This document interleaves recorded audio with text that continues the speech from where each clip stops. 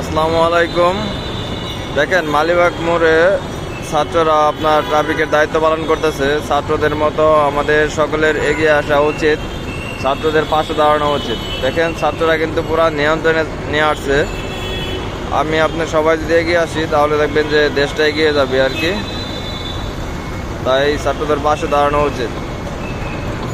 আপাতত দেখা গেছে দায়িত্ব না পালন করতে পারলেও ছাত্রদেরকে এই যে পানি, জুস, বিস্কিট এগুলো দিয়ে হলেও সাহায্য করা উচিত। আর ভিডিও বা ছবি বিভিন্ন জায়গায় আপলোড দিয়ে দেখা গেছে সবাই দেখার সুযোগ করে দেন, তাহলে দেখা গেছে যে একজনের দেখা দিকে আরেকজন উৎসাহ পাবে আর এই কাজগুলো করতে আগ্রহী হবে আর কি।